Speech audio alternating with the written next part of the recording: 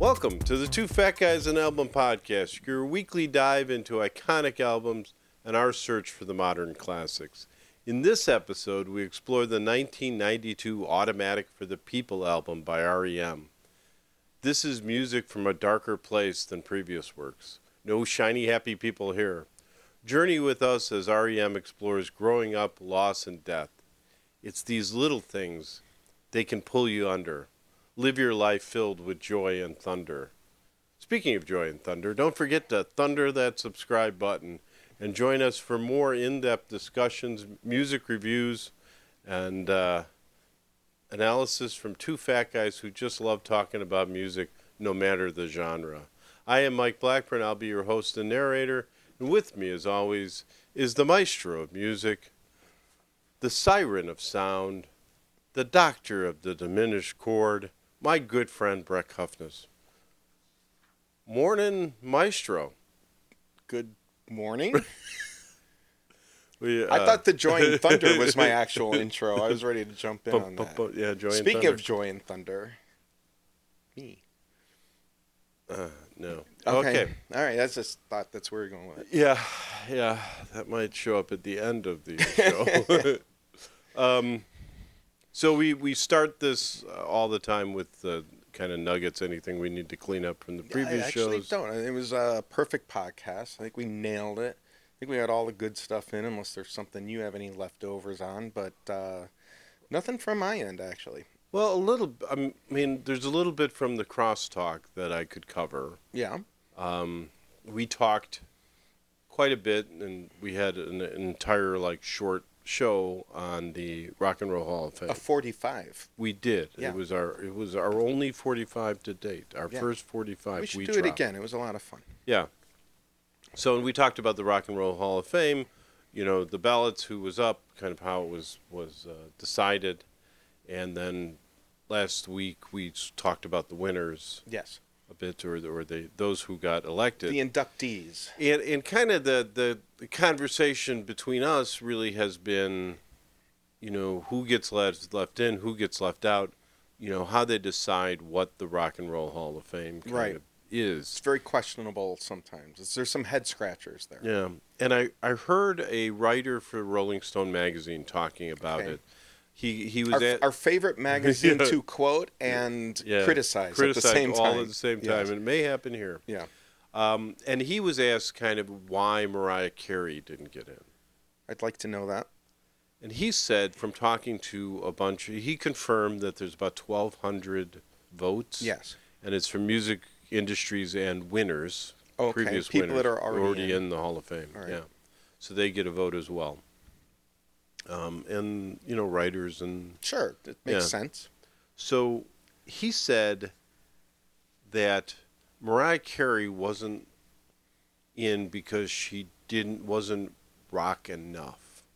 That there's certain, divas like Cher, that had a rock attitude. Or Whitney Houston, perhaps, also. Had and actually he quoted or mentioned Whitney as having a rock attitude. So he defined, and what I thought was going to be interesting. I'm making a face for those who are listening on a podcast. Yeah, and I don't know what a rock attitude is. He really didn't define it, but he said the Hall of Fame is for pop music of the rock era, and so that's how kind of other kind of adjacent singers. Well, get left in. I will give him credit. This is an ongoing debate. And I think the Rock Hall of Fame itself has left the door open to this debate. So fine, it doesn't exactly set off bells and whistles in my head like he nailed it, but I appreciate the effort. Right. So there's two pieces there, right? The first is that the artists need to have a rock attitude, and that could be open for debate. Yes, lots of debate. And the other side of it was the rock era, and this really was kind of like that key phrase that I might have been missing in previous debates. That you're about to latch onto with two hands. 100%. So okay, go ahead. I'm ready. Strap in, young man. I'm ready. So I said famously several shows ago, one of our single-digit shows, that rock is dead. Mm. That, and my kind of in quotation marks around that was that there hasn't really been any major rock band since, in the last 20 years, since Which we've already 2005. proven to be incorrect, but go on. Yeah, I mean, there may be one, but really, kind of the rock era terminology is probably better saying that what I really was kind of talking about is that the rock era is over. So nobody else will be inducted into the Hall of Fame from 1997 on. Is that exactly probably what? not. So you can think about, if you think about, This is the stupidest thing. if you think about the rock, what the rock era was, and it's simply, I think you can classify it as, and I don't even know how you actually argue this, and what swirls around in your brain that thinks you can argue this, is that the influence of rock, the dominance in our culture, isn't there anymore. What That swirls music around and in my brain is the definition of rock itself has changed. So all the bands that we go see Yes, go ahead. is rock. Right, sure. What did you just... I was Everything, their rock music is going on as we speak every day. So Yeah. to say that rock is dead is idiotic. It's just that, and I'll just go back to my other thing. Yes, 70s rock is dead. There are no more people making 70s rock except for perhaps the band we'll be talking about later today. But that's for a different discussion. So the mainstream, what I'm saying is that the mainstream influence of rock has faded. Right, and I'm saying you're completely wrong. So if you talk to Chauncey or his people, I don't think they have the same. Their musical taste is not in rock. So can I go back to what I had mentioned a couple episodes ago was dad rock? Yeah. Okay, so I do believe, and I was actually just talking to my son about this today. It's true. Well, It's and I do think for a really long time there was this sort of this idea of a generation gap, right? And then at a certain point, it seemed like the generations, including our children at a certain time, kind of shared our taste in music. Like there's a middle time Sure. there. So if you go back to the 60s or when the Beatles came out or something like that, like there was for sure a gap, a generation gap in what adults listened to in the 60s and what teenagers listened to in the 60s, right? Mm-hmm. And I think it progressed that way to a certain point. And then perhaps what you're thinking of the importance of rock, the classic rock or whatever, the pop punk or whatever. I think there was a time where the gender gap, the generation gap condensed quite a bit and, Sure. and might have even gone away. so it had mainstream influence. Yes. Well, I don't think that's the right word for it, but yes, I think the generation gap went away. And I do think there is a generation gap now because there is more emphasis on electronic music and EDM and hip hop and things like that. 100%. Right. That we aren't. Right. So you're going to use this as evidence. But at the same time, rock has progressed in its own way. So there is still rock music. There's still rock music being made today. Yep, sure. And I think that is where the dad rock idea has come from. So I believe there are divergent paths. And perfect. This is just perfect. So I have come up with kind of a definitions of the, so having a rock era, you can now kind of break that down, and kind of walk through the strata, if you will, of the rock era. like a mountain? Sure. Okay. The Rock Mountain. Okay. So you have kind of, and this Can actually, I, before you blabber on, which, because I know you believe you've won an argument here. I'm crushing it. You haven't. Rock is not dead. It has morphed. It has changed. It is perhaps not the dominant Mainstream influence. Sure. Okay, that's fine, but that doesn't make it dead. The rock era has ended is going to be my new way of phrasing it. You're wrong, but let's hear your whatever. So the 1950s. You've clearly done some reading or something. So the 1950s would be. Or sat in your laboratory and typed away. I'm not sure. The 1950s kind of the birth of rock and roll. Mm-hmm. And it really, if you look at the Rock and Roll Hall of Fame, they've really kind of embraced this with the people they've brought into the Rock and Roll Hall of Fame. Yeah. Both, kind of that starting point of rock and roll and the influencers to it, which is kind of super cool. Yep. And then you have the 60s where kind of it defines, pushes boundaries. It kind of defines what's going on. It's taking rock and roll and kind of, you have sort of folk rock and other things going on. Well, it expands, right? There's multiple branches. Pushes the boundaries. Yeah, sure. Gotcha. Branches out. Yep. And then in the 70s, it's the big business rock, right? It's the major bands, money's involved. It's right. These things are true. I'm not sure they prove anything, but go on. The 80s, it becomes the MTV era. My beloved MTV era. Right. So it becomes commercial. It's visual now, not just on the radio, but there's a visual aspect of it. Yes, there is. Then the 90s, you Hence the name. have this decline in fragmentation where you have alt rock kind of come in. You have grunge kind of coming in. You have Britpop coming in. And then, I'm not sure I can get on board with that because there was already fragmentation in the 60s, as you talked about. But there's a steady decline of the influences, other things that kind of are emerging over and above out of rock. And then, in the 2000s, leading up to the era that you're kind of that post-grunge era, mainstream influence fades. You still have some great indie bands like the Killers, if you have any comments on kind of indie bands.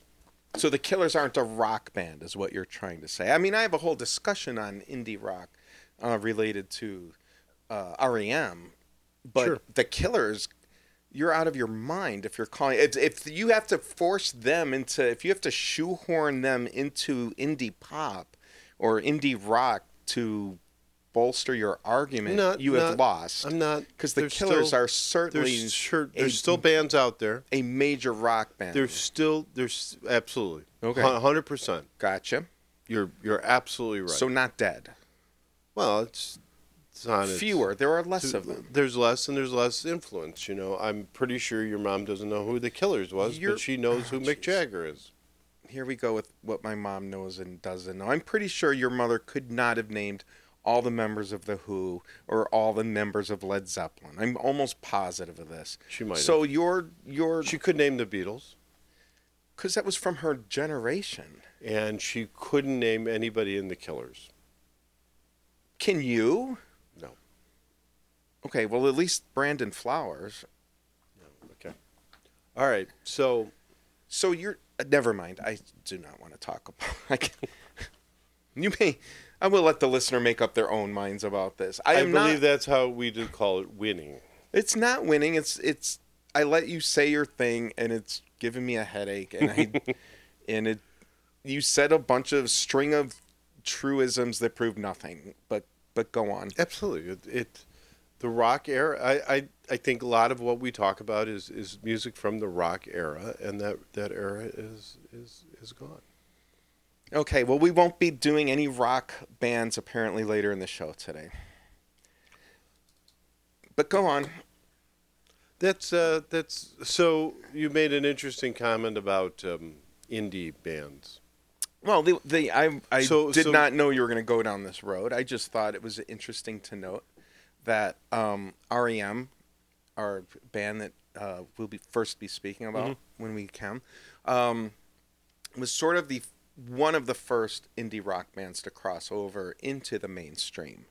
So apparently rock was dead already at that time. But No, no. You're talking way back. I mean, that's way back in the MTV era. That's So rock right, was still alive? right in the middle of the rock era. Okay, I thought only the 70s counted, but all right. No. We have, and this is where I think you get some credit here because Yeah.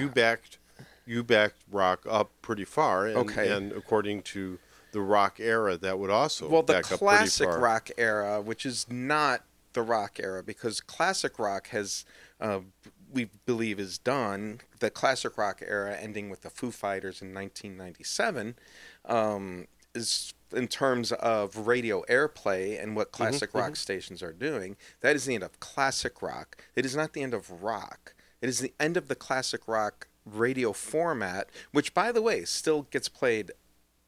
There are radio stations to this date that play classic rock. So this is classic rock versus rock. You're smirking. They don't mean the same thing. They are two completely different things.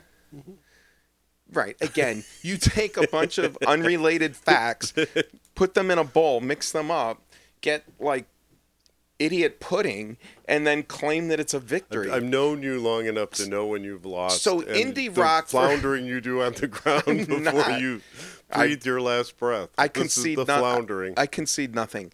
I believe we're probably nearing the end of this discussion, though. So I did want to bring up the indie rock versus indie rock, because R.E.M. was an indie rock band, and then they became an indie rock band. So what you're saying is they were an independent band, Yes. where they weren't signed to a major label, Exactly. and they were kind of making their own music. Right. And Independent of a major label, Yeah. which is what indie rock was at the, Right, in and then the they- beginning. It was truly meant you were independent of a large label. Oh, and then it became a term, Yes. indie rock. So It became a way of describing music that was of in the indie rock So style. it created a genre. It did create a genre. I'm not sure why you're smirking. Again, you've made a statement that proves nothing, and you are claiming victory. Yes, indie rock evolved into, became a major label thing. In fact, R.E.M. and The Cure and other similar bands, well, R.E.M. in America, perhaps The Cure and the Pixies in the UK, they were legit indie bands, and then they signed major labels, and they created this indie rock genre, which wasn't independent of major labels anymore, but it just started to describe a certain sound and a certain genre of music. Right. So their REM's first album was like 82. It was. I've got Murmur in 83. 83, okay, and they had Murmur. Radio Free Europe was on it, which was Yeah. right. So already a breakthrough song for them in 1983. So do you know when they signed with? Yes. It was Atlantic or Capitol or Warner Brothers. Warner Brothers. And it was in 1988 with Green. And they only signed because they had been unhappy with their current label. So it wasn't in an effort to go larger. Maybe it was an effort to go larger, but they just felt like they weren't getting the support they needed from their smaller label, and so they signed with somebody else. But had the smaller label, done for them what they wanted, they would have still been with them. So it wasn't necessarily a conscious decision, I don't believe, from what I read. So we're an independent podcast. We are. So we're not an indie podcast. We're an independent. We're. I suppose. Sure. We are. I suppose we're an indie podcast that would like to be an indie podcast. Yes. In these terms. So we're doing our own thing. We have nobody, no oversight. Exactly. It's hard to tell, isn't it? We're not beholden to anybody. We just say whatever you think. Exactly. Right. Yeah. Okay. So they were doing this for a while. Right. There must be still oodles of bands today that are. Oh, there's tons and tons of bands. And sorry to not directly answer your question, but like Camper Van Beethoven, who we talked about earlier, they were an independent band. A lot of times you think of these as college bands. Like R.E.M. is often described as a college band. And they're like a Wilco. Like a Wilco, Yeah. exactly. So they were kind of regional, and then they managed to somehow cross over or get sign a major label. We should do a Wilco album sometime. I'm more than happy to. But the bands now. So the interesting thing, and it also goes back to your lo-fi kind of thoughts, because this is all do-it-yourself, considered DIY music. And then go back to punk as being do-it-yourself music, and go back to lo-fi, not the electronic lo-fi that Siri thinks is lo-fi, but real lo-fi that involves, poor recording techniques and things like that. Well, to complete my thought, though. Yeah, go ahead. So you have lots of people now that are actually fully capable of being independent because they have the recording technology in their basements, they're in their houses. But they're doing it all themselves. They're doing their own promotion. They're doing their own marketing. They're doing their own mixing. They're doing everything. And so that is that complete control. I suppose it's a double-edged sword as far as independent production goes. You don't have the backing of a major label to do some of these things for you, so you're doing everything yourself. But there is a long string of indie rock, meaning music that's been created independent of a major label. It can go all the way to Chess Records, say. You could consider the Beatles an indie band because they started their own record label at one point. Okay, so let's back up a little bit. Sure. So it was much different in the era of so R.E.M. 1983, you said, was their first album. Their first independent album. Their first major label album was 1988 with Green. Okay, but that is very different because that is still kind of the album era, right? Where you were releasing vinyl. Sure. Yes. So it would be much more difficult to be. So where I'm going with this, because I won't explain it as well as you could. Okay. But today you can have the equipment in your basement, digitally record it and push it out digitally. Yes. On all sorts of different media, much like this podcast going out. Right, exactly. You could record a song and it could be up on Spotify or Apple Music or whatever. So they didn't have independent bands earlier than them even couldn't do this because you needed somebody still to distribution and manufacture albums. Yeah, I mean, I think they still did. I mean, clearly they were pressing albums. Well, they weren't. I mean, but they would say, hey, you would take your master to the, you're still recording. Bob's like House these albums are still recorded in recording studios. These, I don't believe, Radio Free Europe is not a lo-fi album.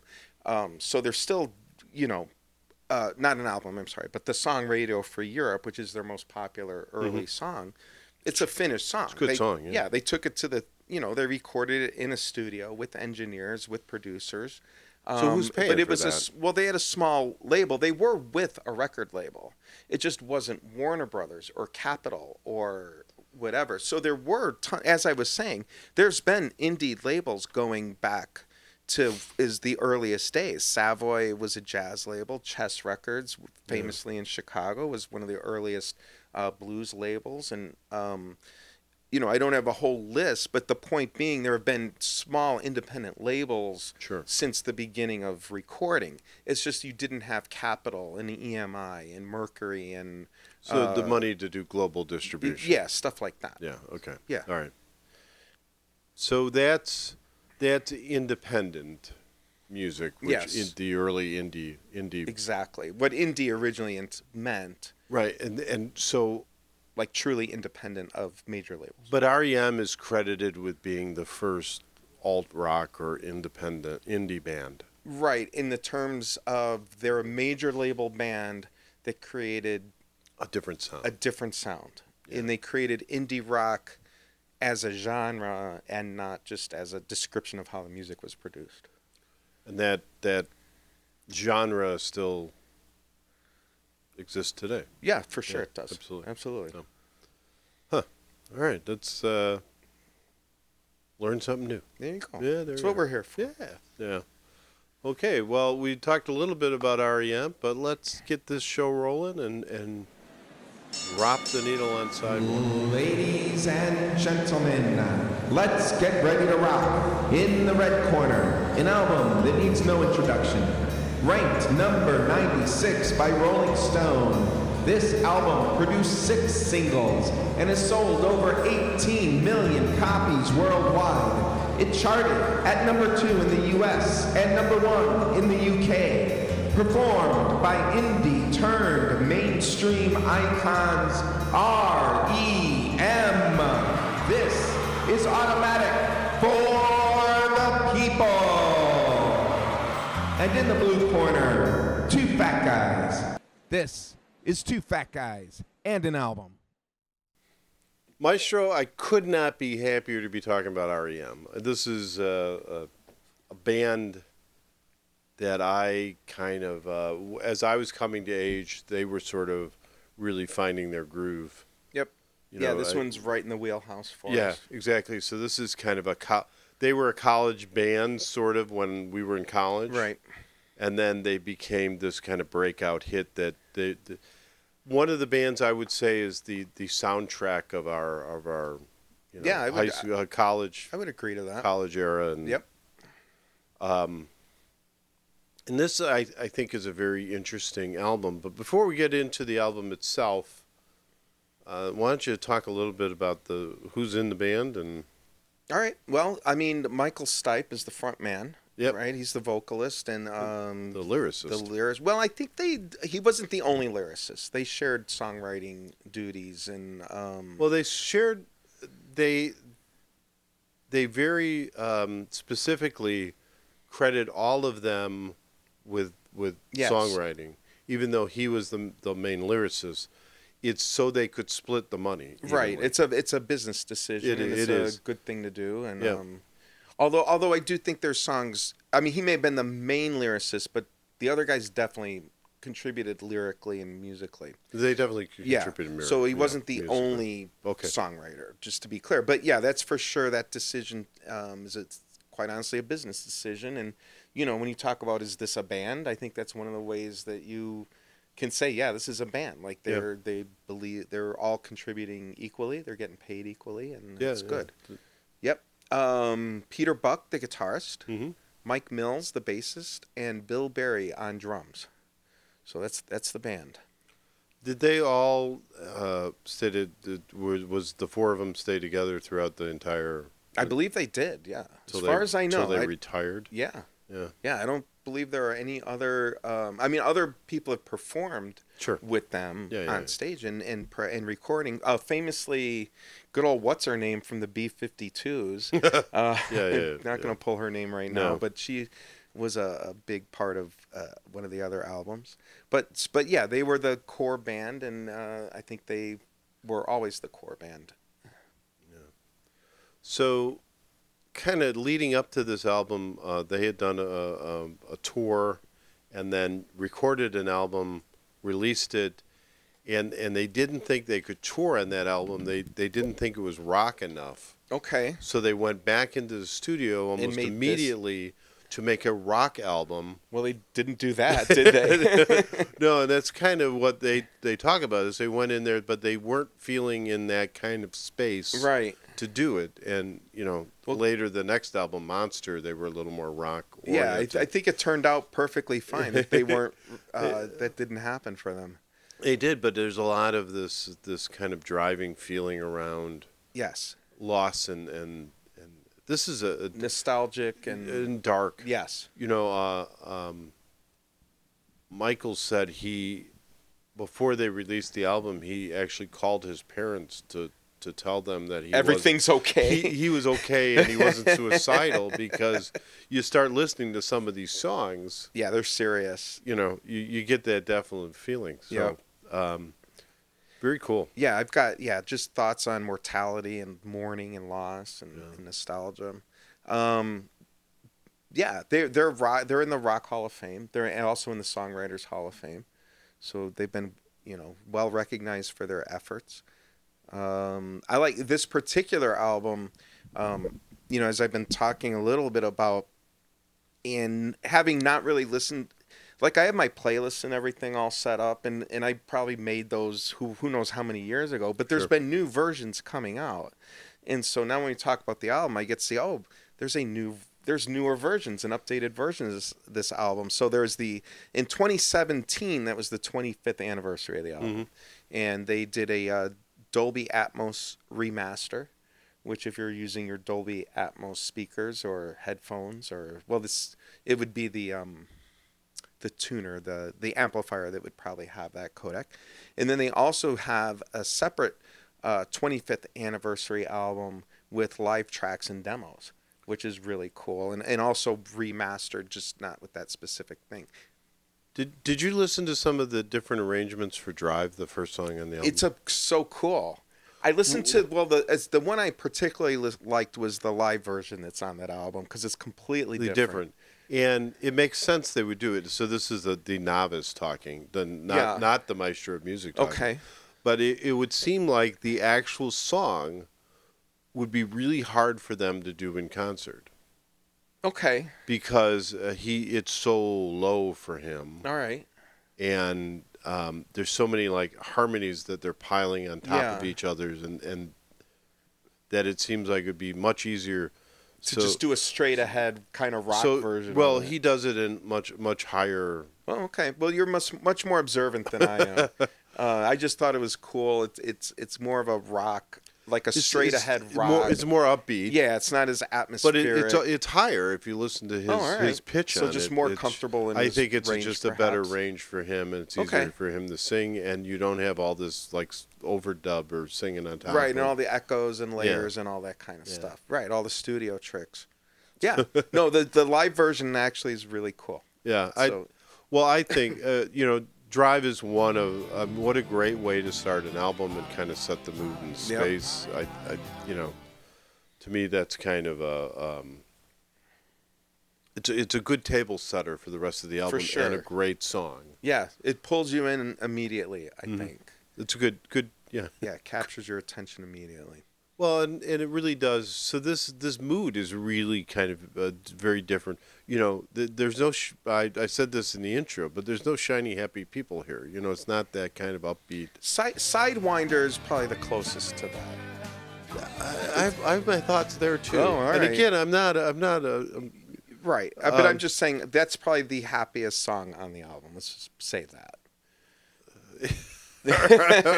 Whether it's actually happy well, that's or not not. a whole kind of notch up, but okay. Okay. Yeah. And then 2 is, Try Not to Breathe. Yes. Holy cow. Yeah.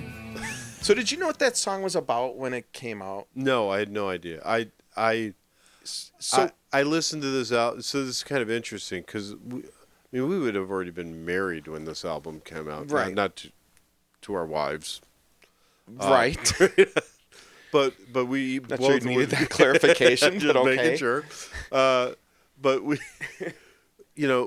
so we were. What I was getting at is we were adults. Yes. And I clearly did not listen to this with my big boy pants on the first, a few times I've heard this. Right, and all I could think about, and I had this experience with multiple songs on this album, is probably when I was listening to this album, is either songs on the radio or on a CD, like driving around, listening to it in the car or whatever. Yeah. And, this is past the days of albums and lyric sheets and stuff, you know what I mean? Yeah. So I don't know that I know at some point I looked up lyrics, but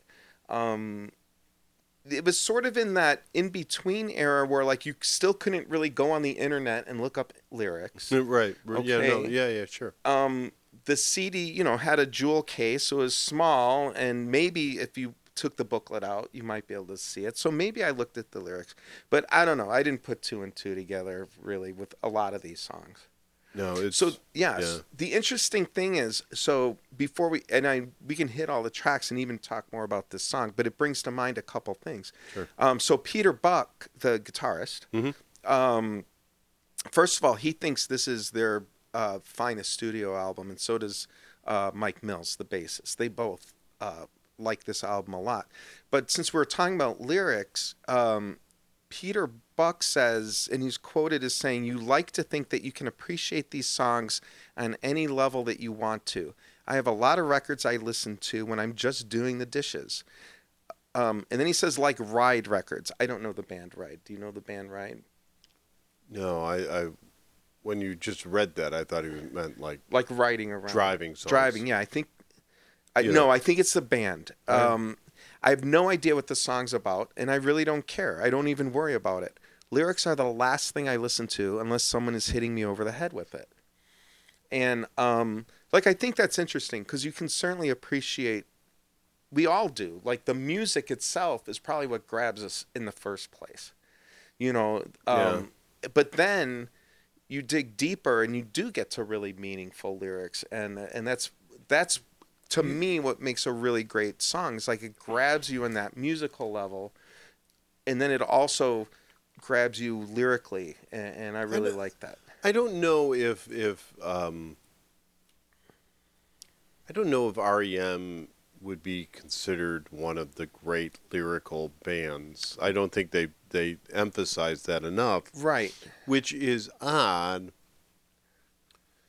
because one of their best instruments is Michael's voice. For sure it is. And where other bands, they record the albums in a way that the mix or whatever. Yeah, the right. mix is hard to hear all the lead singer all the time. Yes. It's not with R.E.M.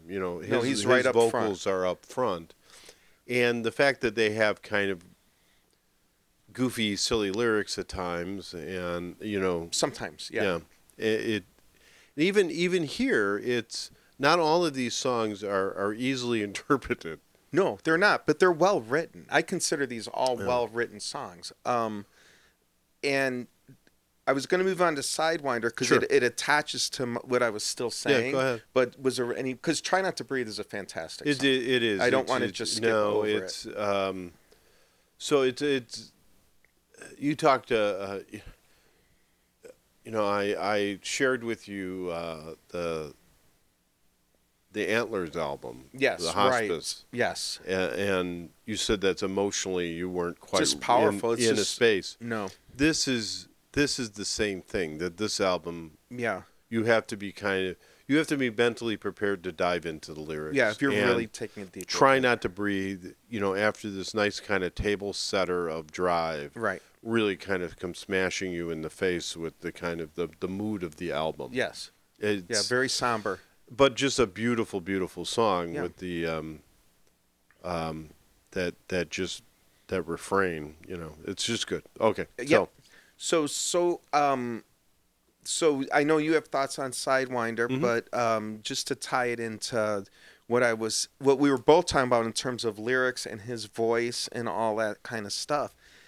As I was going through this album, which I sang along to happily in the car, do you remember what a mondegreen is? No. A mondegreen is a misheard lyric. Oh, sure. So there are tons of misheard lyrics in this song. Yeah. Tons and tons and tons. Talking about Sidewinder? Well, Sidewinder apparently contains the #1 mondegreen by survey in the United Kingdom. The most unheard lyric as reported by a survey of British listeners. And they cited, and I actually don't think I ever had heard this. I have many other mondegreens on this album, but they're citing "Don't Even Try to Wake Her Up" somehow equals "Calling Jamaica." and all I can think of is it must have to do with the American accent or something. Which is funny because it almost sounds like he's doing an accent. Like an Irish accent. So or maybe that's it. on Maybe it's just So but it has the most #1 mondegreen. Of course, the #2 mondegreen, which I think should be the #1 mondegreen, is "Purple Haze." Excuse me while I kiss this guy, Yeah. which is not what it says. I have to say I was on that boat for quite a while. Yeah, you and a lot of other people. Yeah. So they claim that this song is about a phone call. Yeah. or trying to stage a phone call, or like a failure to communicate, I guess, is what it comes down to. Yeah, I don't have the details of it off the tip of my tongue, but it basically has to do with just not being able to communicate with someone you're trying to communicate with. Well, he talks about it, and I'm not going to rehash all this because after I heard this, I'm like, oh, that's interesting, and then went and looked at the song, and it still doesn't make sense. Where does that come? Yeah, but it's something to do with a guy who's in an apartment, and the only phone he has access to is a shared phone line. Okay, and so. Back in the day, kids, and he really can't call out on it. Okay, it doesn't really work, or drops or whatever when he tries to call it, or eats his money. It's a payphone kind of thing. All right. So the girl has to call him. Okay, but so maybe calling Jamaica is correct. Well, and then the refrain is like supposed to be like the phone ringing. You know, that kind of vibe as it goes on. You know? Sure. That's why it repeats so many times. Right. The phone ringing. Oh. All right. Well, again, I don't necessarily see all that. It's got a good beat. You can dance to it. It was a UK 17. It didn't chart in the United States. It's probably a top 5 R.E.M. song for me. Okay. You know, there's. Not my favorite. I like it, but it wouldn't be a top 5 for me. And then comes the hit. The hit, Everybody Hurts. Yeah, that's a song everybody kind of mentions when you talk about this album. Yeah, I mean, Drive was a US 28 and a UK 11. Everybody Hurts was a US 29 and a UK 10. So they charted right about the same way. But Drive. Great song, but not quite as hard, not quite as serious. Everybody Hurts is anthemic. It's super powerful song. No. What's no? No, it's not. I don't know. It's kind of. Well, no, I don't mean it as power rock. I just mean it's powerful emotional. No, I don't. Everybody Hurts? I don't like the song. It's fine. It's fine. It's a fine song. Oh my gosh. But it's like. Okay, just so you know, it's a double favorite. I have it as a double favorite. It's okay. Clearly, they liked it because they blatantly copied it on the next album as well. All right. So Monster, I don't know if you ever listened to Strange Currency on Monster, but probably, but I couldn't pull it. My opinion, it's just it's a better version of what I think it's what they wanted to do with Everybody Hurts. Interesting. There was a great quote about it, and again, it's a song about depression and just trying right and hanging in there. Yeah. So Pitchfork has a really great quote about it. Either the most depressing song ever about trying to stay optimistic, or the most positive song about coping with depression. Yeah, I don't know. I would think there's even on this album there's better songs that check that box. Okay. I don't know. Well, I like this song quite a bit. But yeah, you're welcome. It's fine. It's fine. Tomato. Yeah, I mean, I'm not turning it off when it's on the radio. Not a skip. But it's not. I'm glad you brought that up, actually. So no, I am, because I've had this thought about your. Sorry, to derail the conversation. But. So you had this idea about skips in songs, perfect albums, no skips, and all that stuff. Yeah. And for the life of me, I don't know that I ever skipped any songs ever. If I was listening to them on vinyl, I was not getting up and moving the needle.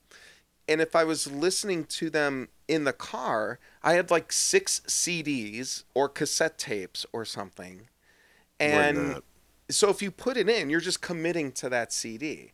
Unless you make a mixtape of all your favorites, which is where I come in. Now, I would say if I was listening to the radio, I would for sure skip constantly on the radio. And you jump around. Jumping stations. Like you hear a song, I don't like this song, let's see what's here playing on the other stations. Correct. And I do that to this day. And I recall, my wife being incredibly annoyed by it. Like, can't you just leave the station on? Correct, yes. Right. Been So there. I'm not saying I've never skipped a song in my life, but my relationship with CDs and is a little different, I think. Okay. But anyways, Fair. it's funny. You brought that up and it jumped in my brain. All right, so New Orleans instrumental, kind of a throwaway. I would say it on this album it's kind of the time to breathe. It's Palate the space. cleanser? Yeah. All right, fair enough. You know, there's a lot of intensity, and it kind of sets the stage for what comes next. Yeah, and I'm not against it. If I was going to skip it, though, It's fair, that fair, would be a fair. skip. Sweetness follows. And this is what, to your point, is what I think Everybody Hurts should have been. Okay. You know, so this to me is the most powerful song on this album. Okay. It is, you know, the opening line, for those not familiar, is it's readying to bury your father and your mother. Mm-hmm. And it's really kind of a tale to me about, you know what, buddy, you're going to suffer through these things. Mm-hmm. You're going to get through them, and it's going to be better on the other side. You'll be okay. That is what this song is about, and it's absolutely fantastic. It's a lovely song. And those lyrics are made more powerful by the music. And I believe that there is, and I don't know anywhere else on this album, and again, correct me if I'm wrong, but there's a cello. Yeah, there's actually strings throughout the album. Okay. Okay, but in this case, the cello's very prominent. It is, and it runs kind of under this entire song. Right. And it really does a phenomenal, it's this slow kind of celloing. Yeah. Whatever. Yes.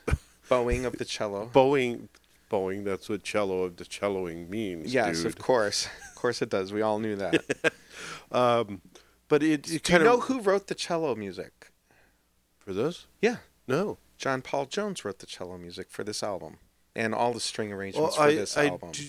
I am aware that he made all the arrangements and The string arrangements in particular. yeah, and he arranged all of 4 of these songs. He arranged all of the whole songs. Yeah. and did So that's John Paul Jones of Led Zeppelin, the bass yeah. player of Led Zeppelin, who was also the brains behind that band, but that's for another day. that is for another day. Yeah.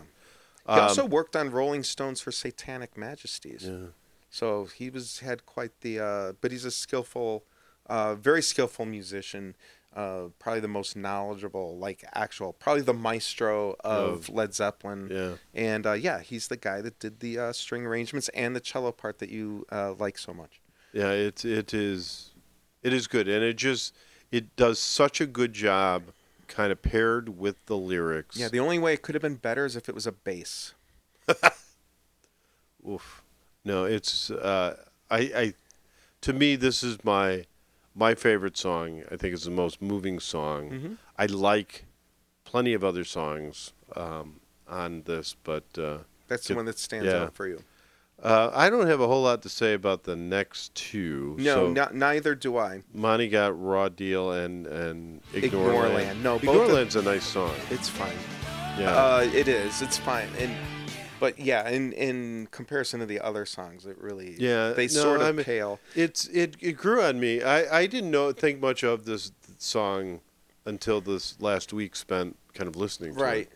And I've actually gone back to it a couple times. A little bit. Yeah, it's a good Yeah. Monty got a Raw Deal. Do you know who that's about? Monty Hall. Good. Well, you're not that far off. All right. Because there's a double entendre here. It's about I'm just rolling. I'm just kidding with it now. Yeah. But it's about Montgomery Clift, okay, the actor, who was also highlighted in the Clash's song "The Right Profile." So then I just found it interesting that all these musicians are fascinated by Montgomery Clift.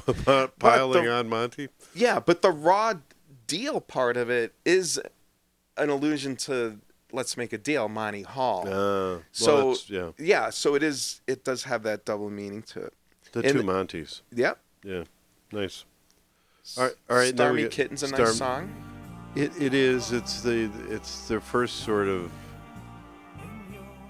I don't know where it's a little. It's It's the first kind of sexual innuendo song I think R.E.M. ever had. Oh, all right. Yeah. So listen to it a little closer. Yeah.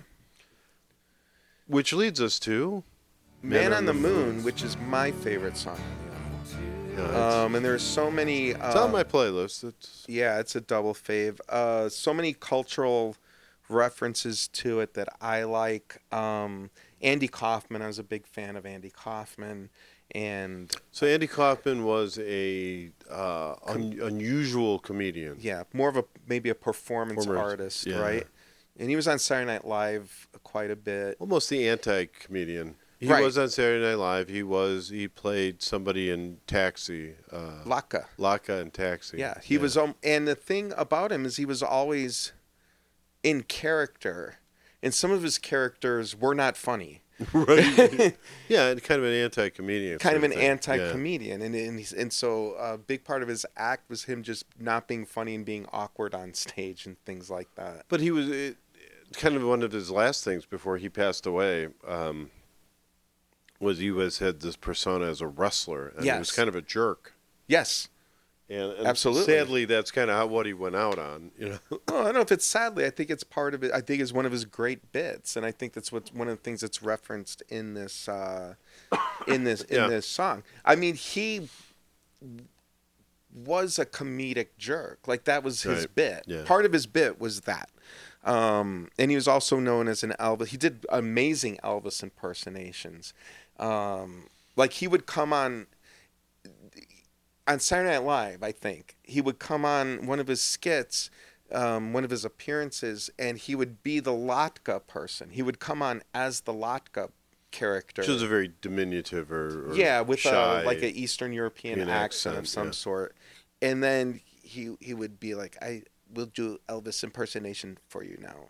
And then he would like kill it. And then he would just sound like it. Thank you very much. Yeah, it'd be amazing. Yeah. So it's a US 30, it's a UK 18. For sure my favorite song on this album. And you should like it too, because Rolling Stones has it as the number 41 greatest music video. Oh, sure. Yeah. So wait, if I caught those numbers right, does that mean Drive was the top charting song? Yes. Drive was the number one was the number one song in America. 28, not a number one song, but it was the highest charting song in America. And Everybody Hurts reached 10 in the UK. So that was the highest charting song in the UK. But having said that, you're talking about 1, 2, 3, 4, 5, 6 singles off of this album. Okay. And 1, 2, 3, 4 top 40s in America. Mm-hmm. And 4 top 40s in the UK. So yeah, that's pretty impressive. Okay, can we move on to Night Swimming? Night Swimming about skinny dipping? Skinny dipping, and again, nostalgic and innocent. Also, strings are featured and the oboe, arranged by John Paul Jones. Beautiful song. Yeah. Always, one that I like quite a bit. It is. It's a great... whether you're at one of your fancy cocktail parties or just sitting in a beer garden somewhere, it's a good, it's a good song. Okay. It's a beautiful song. Yes. And then the final one is Find the River.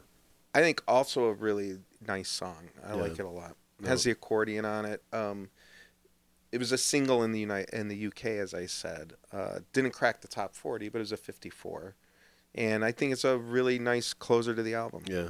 They recorded the harmonies to this without listening to each other. And after I found out that fact, I didn't get a chance to go back and listen to it again. So I will to see what that was. But, normally when you're recording background vocals, you're listening to each other, or at least you're singing along. Unless you're Bruce Hornsby. Unless, I don't know why you have to go there. But say you're in the music studio, at the very least, you're hearing the other person through the headphones, whether it's pre-recorded or live. So in this case, whoever was singing background got the song, sang the backgrounds to it, and apparently they interpreted it completely different.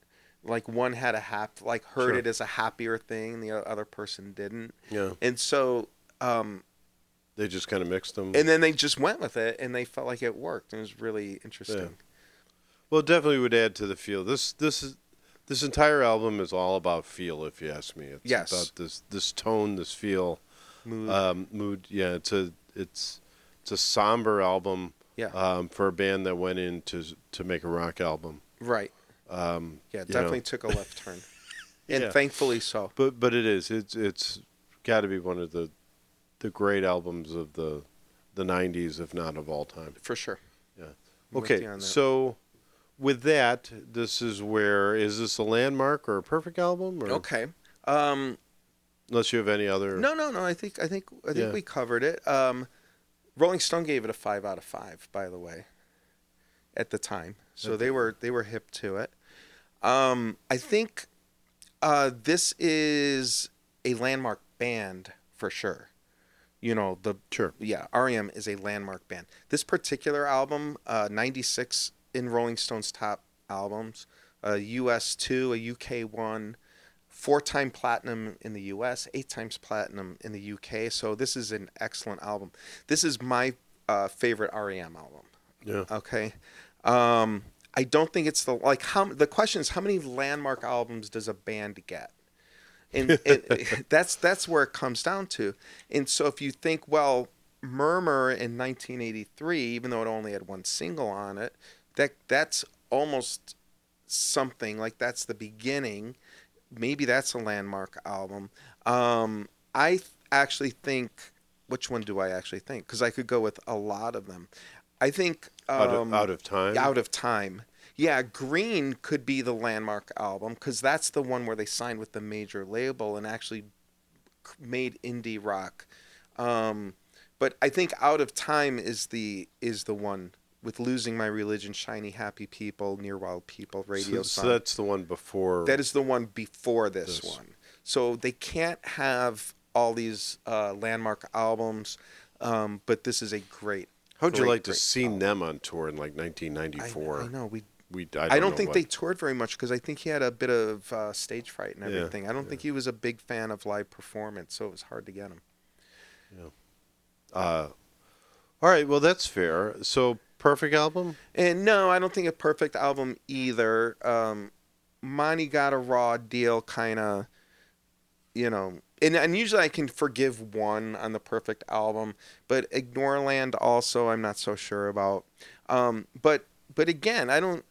Yeah. I'm playing your game here. For me, for the favorites parts of it, I have 1, 2, 3, 4, 5, 6 favorites, that are just part of my songs that I'm happy to listen to whenever they pop up. Yep. I have the large playlist full of no skips. Like every song in that playlist is not a skip. So, and then I have a bunch of songs that I also like. So I have 1, 2, 3 likes. So 1, 2, 3, 4, 5, 6, 7, 8, 9 out of 12 songs are either likes or favorites. So I have a much, much, much smaller playlist that I listen to. And you curate. I curate. So songs I come in and out. Yeah. Right. And I currently have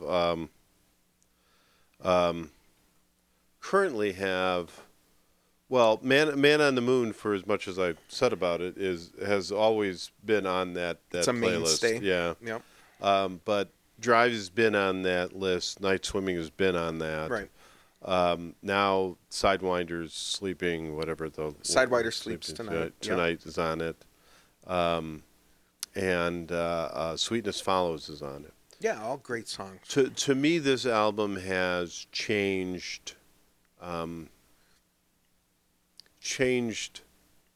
for me, how it affects me, how it influences me as each time as I get older. Sure, it takes on different meanings. I think after I've lost my parents, Yeah. It had a whole different kind of meaning to these songs than when I was when it first came out. Right, like when it first came out, I think we just liked it because it had a great mood and a great feel, and sang a bunch of lyrics incorrectly, and right. But then you take a closer look, and it really holds up. It does hold as up. a mature album. Right. Yeah. So a lot of different feel to it. Yep. All right, so let's flip over this album, and in between here we have a live read. Sure we do. You know, for as much talking as you do, this might be a part where you blab on a bit so I can just get my paper out. Yeah. Two Fat Guys in an Album is sponsored by Deeper Connections Counseling, helping people connect to themselves, the people they love, and the world around them through individual and couples therapy for Illinois residents both in person and online. More information at dcctherapy.com. Awesome. Yeah, great group of people. We kind of talk quite a bit on this show about people suffering depression and other levels of mental illness, and unfortunately, suicide and people hurting themselves is quite frequently a topic of this conversation. But there's different levels, including just not feeling good about yourself or not feeling good about something, and taking those frustrations out on the people around you and your relationships. And you know what? You're worth it. Your relationships are worth it. There's no stigma in this. If you need somebody to talk to, go talk to somebody. And if you're in Illinois, these are great people to start with. So with that, we got a couple of other sponsors. Hey, Two Fat Guys in an Album fans. This is Diane Blackburn, realtor with Baird & Warner and proud sponsor of this podcast. I pride myself in being committed to serve as a trusted real estate advisor for all my clients. Whether you're looking to sell, buy, rent, or lease, feel free to reach out and let's chat about how we can work together to make it happen. If you're watching, scan the QR code for my website or give me a call at 630-638-1999. See you on the flip side. Are you someone who needs help with their Instagram or TikTok? Well, you're in luck. LR Media is here to help. Email me at laurarose2003@aol.com to get started. Let's make your social media shine. Side 2, we talk about kind of things we're listening to. We've kind of morphed a little bit into doing an album review. And then some of the shows and stuff we're seeing. I like the concept of we're looking at new music now. Yes. Doing a little bit of a deeper dive into an album or review. Yeah. Let the Maestro review an album. Okay. Well, I do have some other what's going ons before we get into the all right, album. fantastic. If that's okay. Yeah. Alex Lifeson. Did you know Alex Lifeson from Rush has a band? I think I heard that, but I believed I glossed over it like it was a aging rocker, playing around. Yeah, maybe. And you might want to listen to it more than that. But it's he has a band called Envy of None. Alex Lifeson of Rush. Mm-hmm. Okay, the band's name is Envy of None. Their new album is Stygian Waves. Stygian? Stygian. I don't know what that means. It's not a. It's just a what's going on. I haven't bothered. But I did. So have you listened to it? I've listened to a couple songs from it. And who's with them in the band? Anybody we know? Or? Nobody we know. They do have a female lead singer, possibly two, and it's a modern rock band. It's not really progressive at all. And you wouldn't know Alex Lifeson is in it. Like, the songs that I listened to didn't have any, like, crazy guitar solos or anything in it. Yeah. So it just sounds like a nice, modern rock, female-fronted band. Right. So I can't say... I'm recommending it out of curiosity. I'm not. I think it's worth listening to a couple songs. Making people aware that it's out there. Yeah, and if you're a Rush fan, you might like this. It's definitely not prog. It's definitely not Rush. But he does have a new project, and it's interesting. You might like a song or two from it. I don't know. We talk about concert venues. Yep. Fitzgerald's in Berwyn. Yeah. Okay. It's a very small venue. We go see shows there once in a while, and they've just been placed on the National Registry of Historic Places. So that's kind of a big deal. It is, but I'm not. Okay. Not because of the architecture, because it's historic. Well, maybe because of the architecture. I don't think so. It's a cool place, but I don't know. Place. I would. All right. I'm just telling you, these are facts. I believe you. I have to look up. I would have to dig into that. I think Stay tuned. I think it goes just to how important they are to the music industry or the local music scene or whatever. Yeah, we can dig into it. Yeah, I think that's worth revisiting. And then we talked about last week. I talked about the Lumineers doing a cover of Sugar Mountain. Yeah, and it turns out there's a whole bunch of Neil Young covers floating about these days, because there's a new Neil Young tribute album called Heart of Gold, Volume 1, which leads me to believe there may be another album coming soon. Is. It's Neil Young, after all. We're so mean to him. I love him, but I mean, every so often. So the Lumineers, Sugar Mountain, I enjoyed the cover. Eddie Vedder does a great job on Needle and the Damage Done. I like that quite a bit. And I like Stephen Marley, Bob Marley's son, doing Old Man as a reggae tune. So those are three of my faves, but it's an interesting album. It is. I listened to a little bit of it. I did listen to the Eddie Vedder song. I like that. Went back and listened to the Lumineers again, and I mean, it's a pretty straightforward cover. Correct. Yeah. And when you do that, it's like, why not just listen to Neil Young?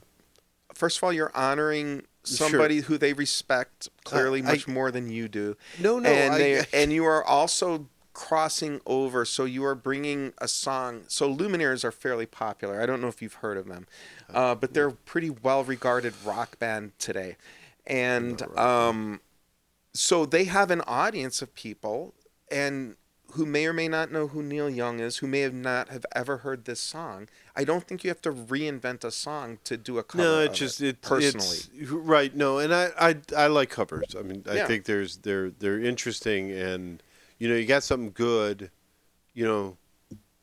Cowbell it, explore the space, man. Explore the space. So I just don't see they did anything. Interesting with it. Well, like the Ziggy Marley's kid, did something different. No, not Ziggy Marley. Bob Marley's kid. Yeah, Ziggy Marley's brother. Did something interesting with it, right? He did. So that I like that. I like when I understand you that. take something and and I can go add or subtract or do something. I can go both directions with it. I appreciate either. Yeah. And so that's what's going on. Okay. In terms of new stuff that I ran into. Nice. And then we have an album. Yeah, which is an interesting one. I talked about it a little bit last show. Mm-hmm. Briston Maroney. Yeah. Has an album out called Jimmy. Mm-hmm. Brand new, 2020. Yeah, it's kind of like Jimmy being his sort of alter ego or character that kind of flows through this whole album. It's very, I like it as kind of the folk. Yeah, it's got a folk psychedelic sort of lean very much, to it. Yeah. Yeah, a little bit of both. Well, so my take on it, my understanding is Jimmy was actually named for like a neighbor, like an odd neighbor of his, and the premise of the album is that his parents got divorced and he lived part of his time in Knoxville, right, which was a little uppity and a little fancy pants. And then he also split his time and lived in Florida, northern Florida, and less uppity and less fancy, more rural, more right. And so this sort of album is and maybe this is where you're getting it from, but just he plays like two different people. Like he almost has a split personality in a sense. Right. He's like a city mouse and a country mouse is how I look at it. And he's trying to integrate these two concepts of himself and sort of resolve this. And so it's a really interesting concept. He talks about being Catholic, brought up Catholic, and I wrote this quote down, and then I don't remember what the context of it was, but I think he was talking about making this album, and he really enjoyed it, but he's a really hard worker. He's a very disciplined. A lot of writers and a lot of musicians are disciplined in their writing. They write every day. Mm-hmm. It's their job. It's their job. They do it every day, and I think he's kind of like that. But the Catholic part of it is he has fun doing this, but it's forced fun. So So I can kind of relate to that a little bit, I think. But it's a very disciplined fun, and I have to say that rings true for me. Yeah. Yeah, he cites Weezer and Ween and Car Seat Headrest is some of his favorite bands. So Love me in the some first Car Seat song, Headrest. yeah, in the first song, Tomatoes, it's got a Ween reference directly right away. So you've got me already.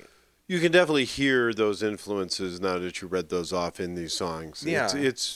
I found this to be a strong album. If you, I don't know, is there a couple of, if you don't want to take the time to listen to the whole album, is there a couple of songs that you can recommend for them? The song Tomato. So the song starts with just a really short, like 2-minute song called Jimmy. Yeah. It's a little bit of a mood setter. It's not really the meat and potatoes of absolutely. it. The second song is called Tomatoes. I like that song a lot. It's a very good song. Yeah, good place to start. It's a really good place to start. I think my favorite song on the album is Better Than You. It's kind of a rock anthem. The lyric is, I don't want to be the best, just better than you. I feel like that sums up our relationship a little bit. I felt like I could relate to that. What we're always trying. Yeah. There's a couple songs that sound a little bit like the Front Bottoms to me. BS, which is not, we're just keeping it PG-13. Yep. And it's kind of a Front Bottom sound. The last song, Be Yourself, which is kind of wraps up the whole point of the album. He goes through this sort of this journey, and at the end, his conclusion is just be yourself. And it made me leave. Like, I did listen to these and hear Front Bottoms jump out. And I don't really mean this in a bad way. I just mean it amusingly. Because we talked about the Front Bottoms a bit as the Mountain Goats for illiterate millennials. Right. Yeah, I'm thinking Briston Maroney is the Front Bottoms for illiterate Gen Zers. Yeah.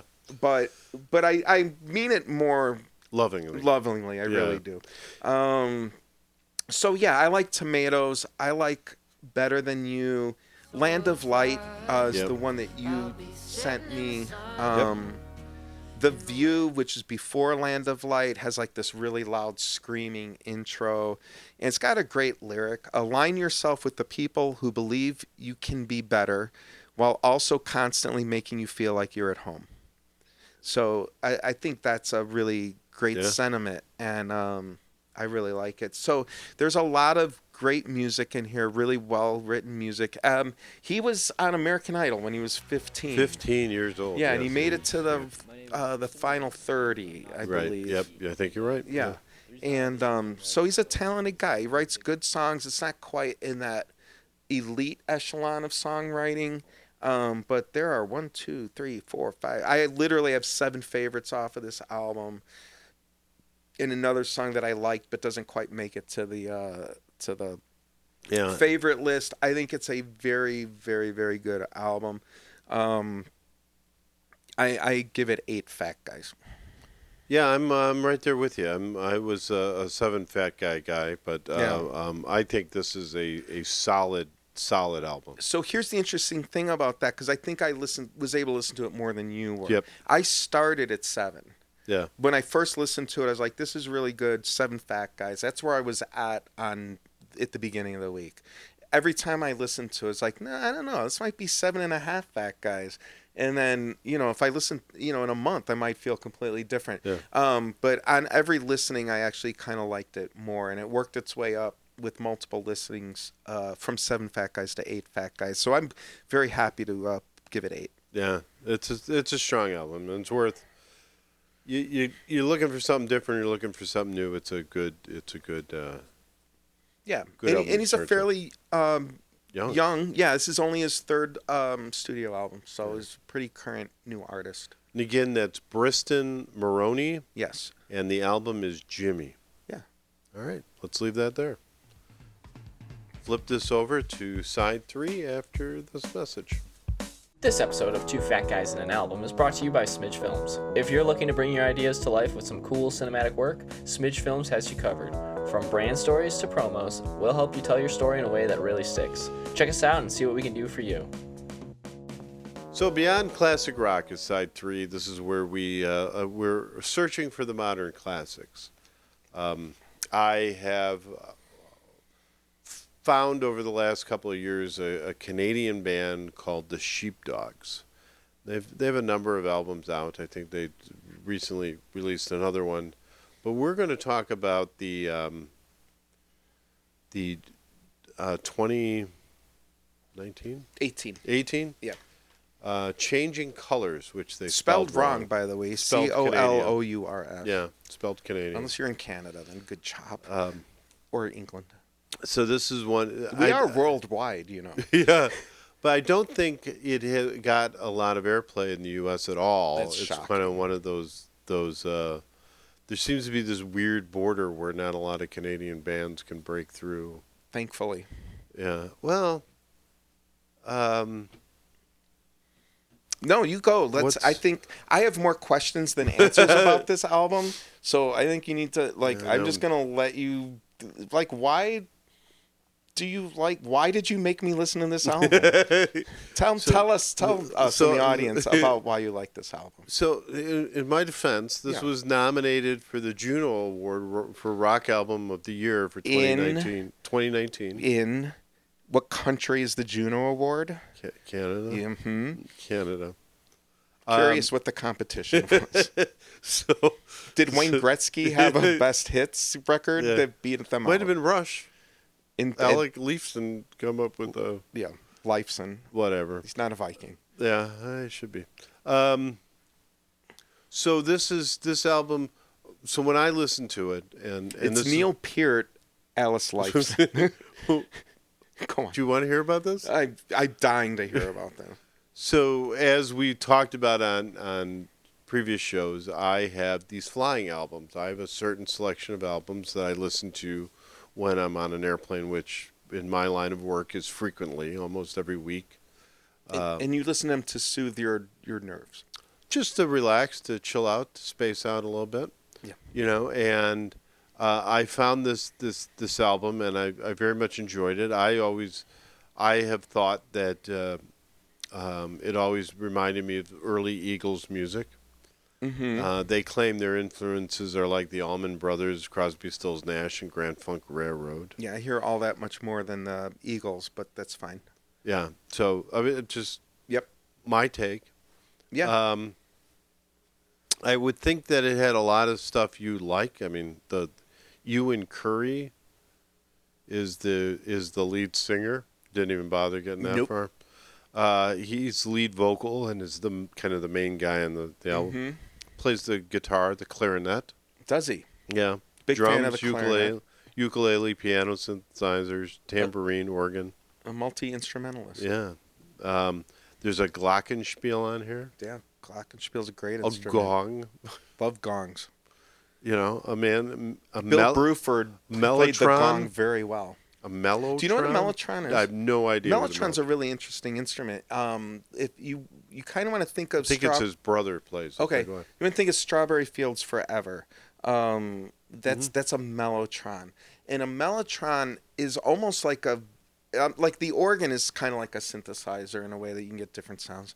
But the mellotron is actual tape loops that of a recorded instrument. And so on Strawberry Fields Forever, it's a flute. Mm-hmm. Okay, but it's activated by playing a keyboard. And so when you press a C on the keyboard, it plays C, but it's a tape loop of a flute playing a C. It's a really interesting sounding instrument. Yeah, it does sound. Yeah. All right. Got to go back and listen to that. Yeah. There's trombones on here. There's banjos, guitar. There's just violin, viola. Right, there's a lot of instruments. Yeah. And that would be enough to entertain me, you think? So, jumping into the actual album itself, Nobody is the first song, Saturday Night is the second song. I've got a hole where my heart should be is, I believe, the second song. Oh, yes. Sorry, I'm going this. So that's actually the one that made yes. my favorite list because, again, I relate to it very well. You're right. And then Saturday Night. And so those three songs, I think, are phenomenal. Out of 17? Yeah, there's some other ones down there. The 13 one that I'm not going to try and pronounce. And the HMS Buffalo, I think, is pretty entertaining. Okay. So you made me listen to 17 songs because you liked 3 of them. Five. Yes. Go on. So I have been very much entertained, relaxed, and chilled out by this album for the last year or so. I'm glad you enjoy the album. And you not so much. Is so? that your full statement? The defense rests? Yeah, I'm good with that. Okay. I think So- it's a good album. If you like Eagles, if you like Grand Funk Railroad, Okay. you like old Eagles, Allman Brothers, it's a good variation, some good songwriting. Fine. First of all, it's totally fine if you like to listen to this on your airplane or your yacht or whatever it is. Did you consider how many yacht rock songs are actually on this album? You're the king of... Oh, no, you are now the king of yacht rock because you just picked an album that is full of yacht rock songs. Full of them. Okay? Well, Now, I've always... And this isn't seriousness before the beating commences. I am we not... might need more sponsors here. I am in no way, like, everybody, every person in the world, even you, is free to like whatever band you like, whatever song you like. I am the maestro, but I'm not going to tell you what kind of music you have to like or that I like this and you must like it. So we all have our personal taste, and that's fine. That's totally good. Also, I think there's music that is more listening music that demands more attention. Sure. You know, we've talked about this before where you have your sitting on your beer garden songs. Cocktail music versus... Or your calming your nerve songs for the airplanes. But then there's also music that, say, is dance music, you know, that we don't really cover. That's not because we're not, like, We're not dancers. we're not doing that. Yep. Okay, but you have, say, your Charlie XCXs or your Chapel Roans, who are very, very popular, who you gleefully turn your nose up at, gleefully, with glee. And, okay, but all these songs are people that people enjoy and have different purposes, right? You can put the Imagine Dragons on and pump yourself up before the big game, all right? Or they can play it in between... whatever, halftime at the football game. And all that stuff is great. There are many reasons to listen to music, okay? The fact that you made me listen to this album by putting it in this segment, I could murder you in cold blood. This would be a fine album if you just put it in the what's going on. Hey, Maestro, this is a really cool album, kind of like the Alex Lifeson album. I didn't put it on here and make you listen to it. I just brought it up because it's a curiosity. This is an interesting album. You might want to check it out, but you don't have to vote. It's got a glockenspiel. It does. There are many albums. I will beat you with a glockenspiel. So, had you brought this up in the what's going on segment, no harm, no foul. You made me listen to this album. And you know that I listen to albums more than once to prepare for the show. So not only, and because I'm Catholic, I still listen to this multiple times in the hopes that maybe I was missing something. Yeah, not missing anything. So you're telling me this is an album that you're recommending that other people listen to? Is that what you're actually saying? Because I thought the Beyond Classic Rock segment was an album that we thought other people might like. So just to be clear, are you recommending this album to other people? Or are you just bringing it up as you like it as your flying album? Well, not anymore. No. Oh, no. No, we are way past that. Is this... So, okay, just to... Because I've only just, like, attacked you personally, and I haven't attacked the album yet. Again, this is Sheepdogs changing colors. So let me get wrong. to the album, okay? Is this a parody album, by the way, like the Ruddles or Spinal Tap? Because if it was, it would be an awesome parody album. I would love it.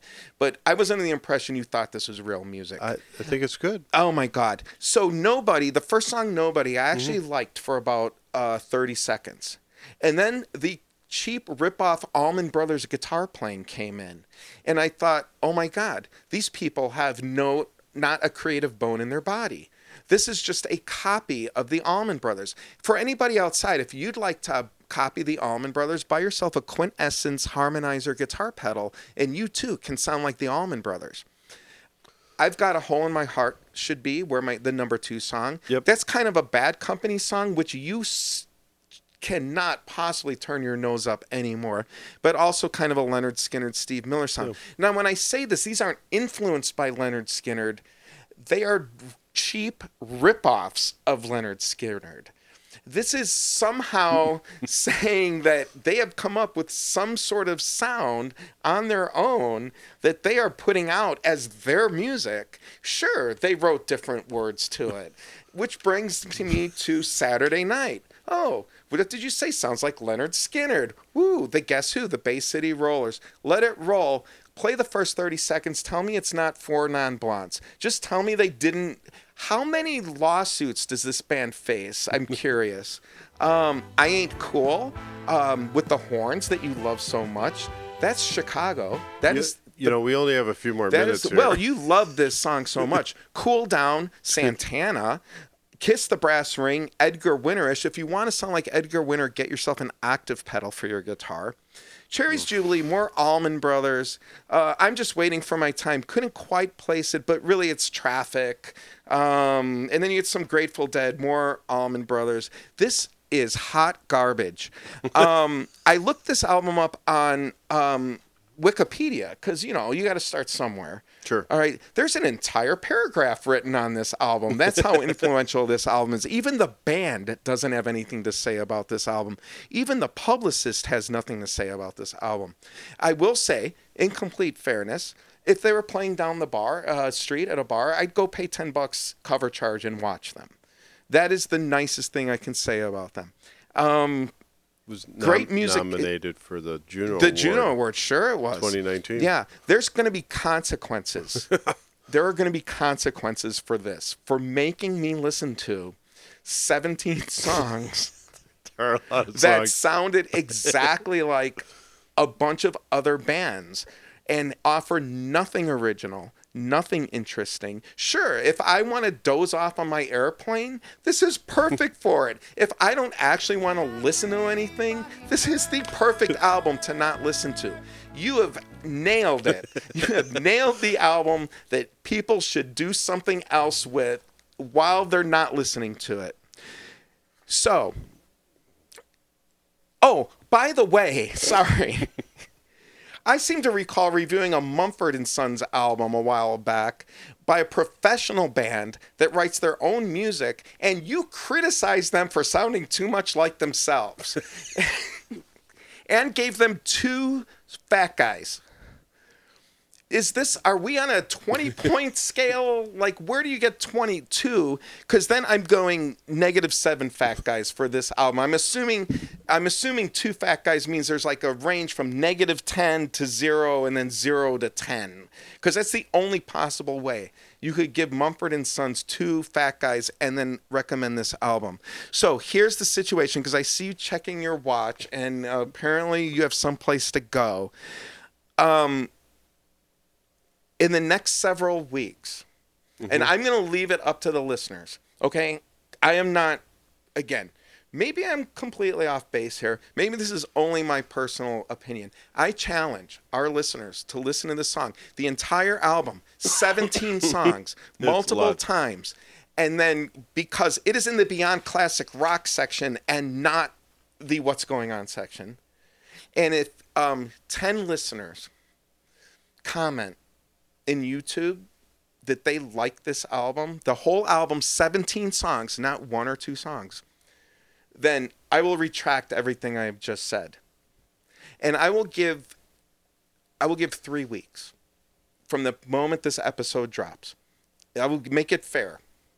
Sure. Okay. Sure. And if we don't have 10, and these cannot be people that you know or bribe, or because I know how you work. If they don't, Sister Hazel will be the next album we listen to in the Beyond Classic Rock segment. All right, Brendan. And just so you know, that is not my biggest hammer. All right. This is only a first offense. This is a slap on the wrist. All right. So that would be a not recommend. Is that what Oh I'm my hearing? God. I did think about, and I know we don't rate this, I actually came up with a whole new rating system because I was trying to figure out how you could give Mumford Sons a 2. And then I thought, I didn't think we would ever talk about a 2 on this show because we're picking good albums out. And now I had to come up with a rating system to describe how bad something is. So if I gave this a 2, which I'm pretty close to, I describe that as hot garbage on a stick, unlistenable for the most part. There is a glimmer of something, though, that keeps it from getting a 1. Perhaps there's a pity song in there somewhere that you save out of the goodness of your heart. I might go at 2.5 because as flying music, I get it. I do. But if I went at 2.5, I'm still at someone should be fired. All right. So 10 people comment, give this a listen. I would start with I Got a Hole Where My Heart Is. Which I also like, by the way. Maybe that would be a good place to start. So this is not a perfect album, is that what you're saying? Perfectly awful. All right. 17 songs. There's a lot. I'll give you that. It's a lot of songs. I listened to all of them multiple times. I play through all the time. Awake. I was awake when I listened to them. It's not really my point. So I think the first 3 or 4 songs are very good to listen to. If you want to give it a try, drop a comment. Let the Maestro know how good this album is. It would be appreciated. And I don't think it's a perfect album. Don't let me sway you. You hold to your guns. No, I think it's a 6 Fat Guys. All right. And 6 Fat Guys, by the way, on my list, and we can workshop this. I just came up with this because I needed a way to describe how bad this album. 6 Fat Guys, according to my list, a professional album. It's fine. Really, it's fine. Some likable songs, but mostly nothing really jumps out. Lots of filler. Still might listen to this album, though, once in a while, but more likely to put the likes in a playlist and forget the rest. That's a 6. Is Mumford & Sons still a 2? Just want to know. Yeah, I didn't care for it. All right, so we have to flip this one more time. We do not have a sponsor yet, but this would be an awesome place if you're interested in sponsoring to get more, wonderful hot takes from the Maestro himself about getting a little overworked up, I would say, about a decent album. That again was Changing Colors by the Sheepdogs 2018 album. I'm sorry, I know you're wrapping it up, but just little production meeting. Could we choose albums that we listen to when we're awake for the next time? I thought you'd enjoy it. All right. So side 4 we're at now. Thankfully. Yes. Yes. Uncomfortably. This is where you rank the main album. Oh, I forgot all about that. I got got off track. Yeah. I don't know if I can come down. I don't know. From that high to everything. Sheepdog high. Everything. So this is where we're going to put. Throw all my papers all over the You were place. close. This is where we put automatic for the people in our rank. This is episode 19, so Keep talking. You're out doing of a good 1 job. to 19, this is where we're going to put it. All right. I'm going to just go out on a limb and say it's not 1. Moondance retains the number 1 ranking. Does, Van Morrison, Moondance from 1970. Still the undefeated champion. This is my highest rated album of the 90s currently. Okay. And I have it at 13 on our list of excellent albums. It's behind Brothers in Arms. It's ahead of Discipline. And again, being that it's the highest ranked album of the 90s, I have it ahead of OK Computer and What's the Story, Morning Glory. So I like this album a lot. Yeah, so that's good. So your list was kind of There's a segment, right? yeah, really starting to be between like landmark or hugely influential Exactly. albums and kind of things we just like. Right. So I do. So REM, I will have a landmark album in the future, but as we discussed earlier, this particular one, like they just can't have a whole bunch of landmarks. So this particular album does not crack the landmark portion of the list, but I like it a lot.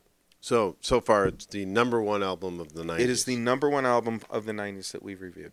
Excellent. So this is episode 19. Yes. So the historic and groundbreaking 20th episode is coming up. Tell your friends, tell your neighbors. Yeah. And for these kind of segmented shows, these big shows, 10, 20, 30, 40, we're going to do a bigger album, something that we think is truly monumental or super influential.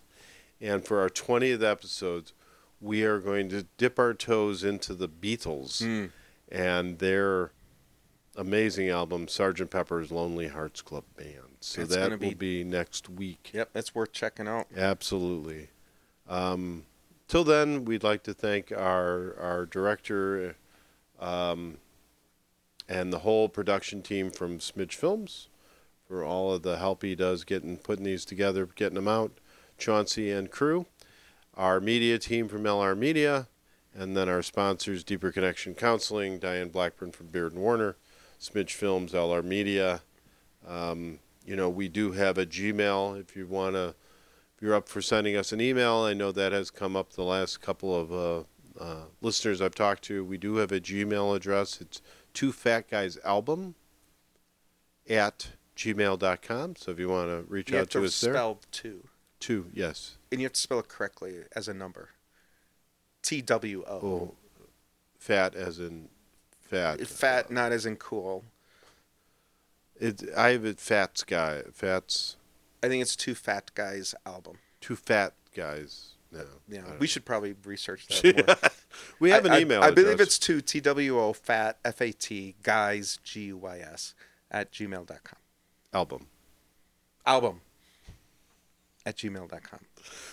Album comes before the gmail.com, just to be hopefully clear. it's printed up on YouTube right now what the actually... It is. Actually, check if you do go to YouTube, check the when you're commenting on how much you enjoyed this Sheepdog album, you can check the description and it's there. Ouch. So with that, I am Fat Guy 1. Fat Guy 2. We'll see you next time.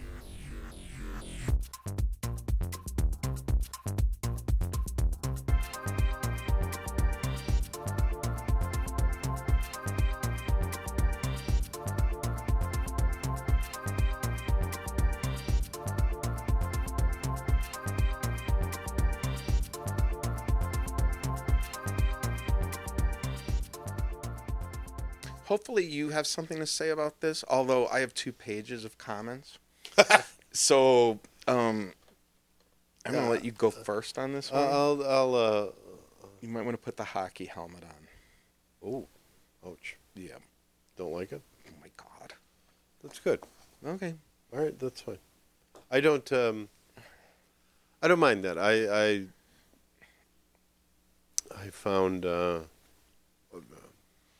I like the album.